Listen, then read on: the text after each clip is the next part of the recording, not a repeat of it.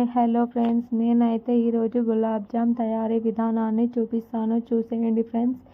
గులాబ్ జామ్ పిండిలో కొద్దిగా నూనె వేసి కలుపుకోవాలి.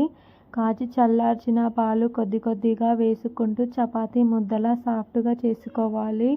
10 మినిట్స్ పక్కన పెట్టుకోవాలి. ఆ తర్వాత ఒక ప్యాన్లో 2 గ్లాస్ వాటర్ 1 గ్లాస్ షుగర్ వేసి మరగనించాలి.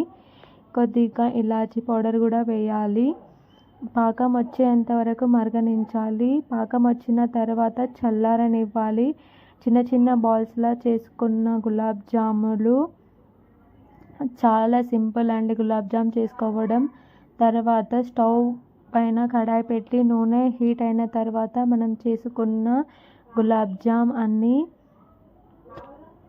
కొద్దిగా వేసుకుంటూ కలుపుకోవాలి. కింద మీద బ్రౌన్ కలర్ వచ్చేంత వరకు. గులాబ్ జామ్ చేసుకోవడం చాలా సింపుల్ మెథడ్ అండి.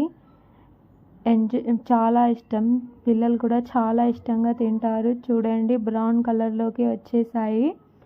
ఒక ప్లేట్లోకి ట్రాన్స్ఫర్ చేసుకోవాలి.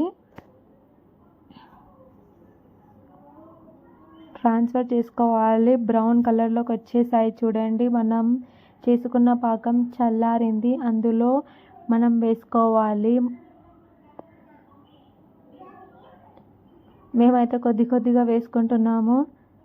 ఆ తర్వాత కొద్దిగా కలిపేసి మూత పెట్టి 30 మినిట్స్ పక్కన పెట్టుకోవాలి. 30 మినిట్స్ తర్వాత తీసి మొత్తం పాకం పీల్చుకుంది. సాఫ్ట్గా చాలా బాగా వచ్చాయి. నా వీడియో నచ్చితే లైక్, సబ్స్క్రైబ్ చేసుకోండి. మీరు కూడా ఎంజాయ్ చేయండి.